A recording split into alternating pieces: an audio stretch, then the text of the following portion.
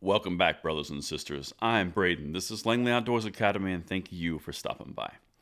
All right, guys, the content that we're going to talk about tonight is really important because we're getting back into election season and we're kind of ramping up into it.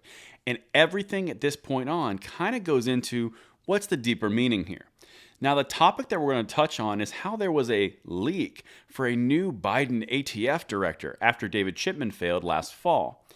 Now, the reason that I find this so interesting and fascinating is because this whole article from Politico is much ado about nothing. No one has been decided. No one has even been on a front rider. There's multiple people aren't even named, and yet gun control groups are mentioned in this in specific detail, including quotes from them.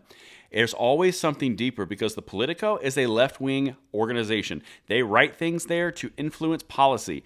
If you don't believe me, watch this channel more. We covered a lot, but let me show you what's going on with this because I personally believe something bigger than just a leaking of who's going to run the ATF is going on. Check this out.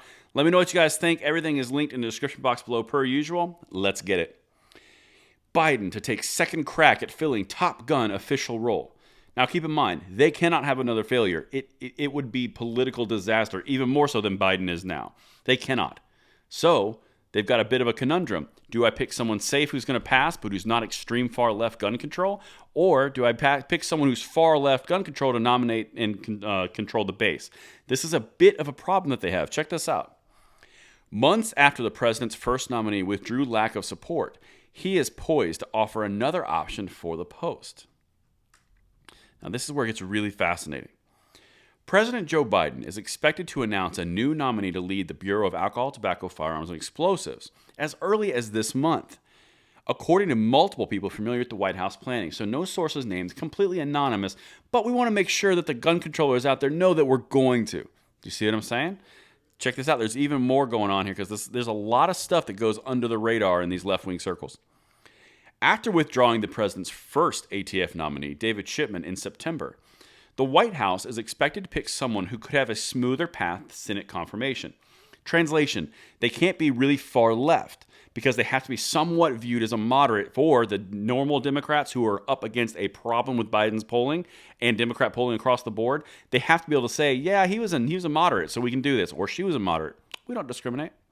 But the big problem here is the leftist gun controllers will not accept that. They want the farthest left possible, i.e. David Chipman. This is a really big deal. But it goes even further in this article. It's really interesting because it starts touching on a few things regarding that.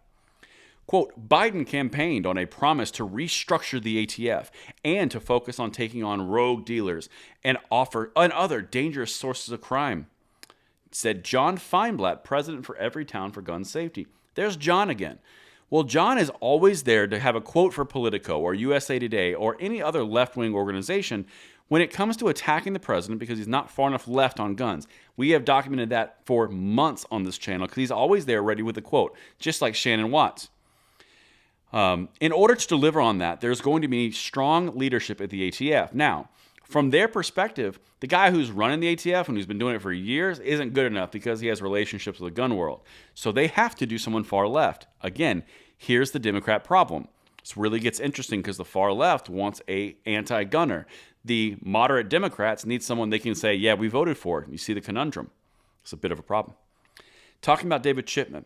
It was a setback for Biden, and it drove a wedge between the White House and gun safety advocates, some of whom are still smarting over what they viewed as the administration's lack of urgency to promote its nominee and lack of commitment to see him through the process.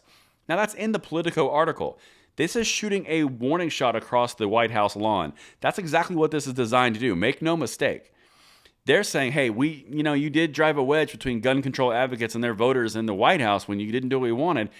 So we're really hoping this next nominee is going to do it because you can't afford another setback, which is true.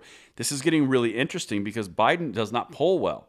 The Democrat Party does not poll well. They are heading for a bloodbath in November, but they have to get this done to achieve some sort of win, but still not piss off their far left. This is a rock and a hard place, but I got one more for you. Quote, they don't engage with us to see what it is exactly that we would like with the ATF director.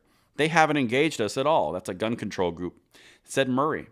Quote, we believe that we need a new ATF director immediately, given that reducing crime is one of their priorities for the administration. Another warning shot across the bow.